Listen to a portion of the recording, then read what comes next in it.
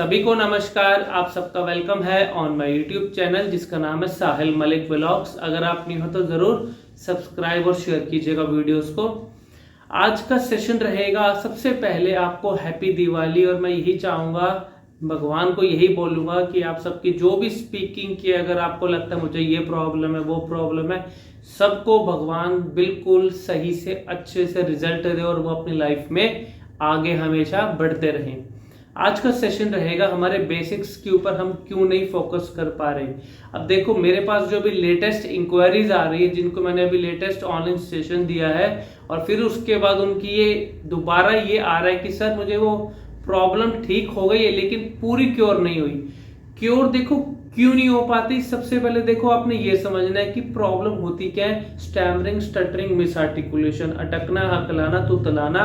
मैं एक के अंदर मैं अटक के बोलता हूँ, एक के अंदर मैं हकला के बोलता हूँ, दो वर्ड्स को, और तीसरे में मैं क्लैरिटी से नहीं बोल पाता, मिस आर्टिकुलेशन में।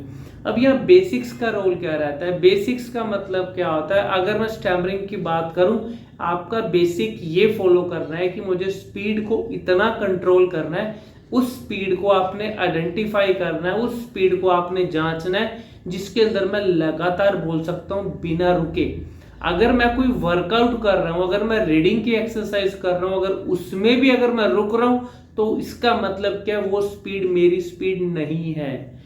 जिस स्पीड के अंदर मैं लगातार बोल सकता हूं बिना रुके, बिना अटके, और फ्लो और क्लैरिटी के साथ, वही आपकी नॉर्मल स्पीड है। इसका कोई एग्जैक्टली कोई मेजरमेंट नहीं है, कोई नाप तोल नहीं है, सिर्फ एक ही नाप तोल है। मैं किस स्पीड में लगातार रिलैक्स होके बोल सकता हूँ, वही मेरी नॉर्मल स्पीड है। अब बेसिक क्या हुआ, स्पीड को नॉर्मल रखना पड़ेगा। नहीं रखोगे, वो प्रॉब्लम इतने सालों तक जो आपने अपने दिमाग से कर लिया, वो कर लिया, उसका रिजल्ट आपको आज दिख रहा है कि मैं प्रॉब्लम में हूं।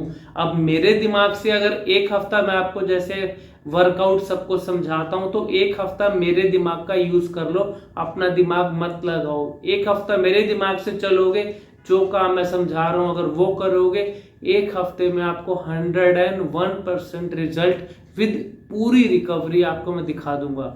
एक हफ्ता कोई लंबा समय नहीं होता, लेकिन अपने दिमाग लगाओगे बीच में, तो उसमें क्या होता है, हम एक्सपेरिमेंट करते हैं। अब साहिल सर ने बताया है कि मुझे अगर मैं अटक के बोल रहा हूं, तो मैं अननोन लोगों के साथ भी मुझे स्पीड को नॉर्मल रखना चाहिए, लेकिन मैं वहां पे मुझे लगता है यार नहीं, मैं वैसे ही बोलता हूँ, फिर वैसे ही बोलेंगे, फिर रुकेंगे, सर ये मुझे प्रॉब्लम क्यों आ रही है। अपनी गलती तो सुधारो ना, गलती को नहीं सुधारो को। बेसिक सबसे इंपॉर्टेंट है।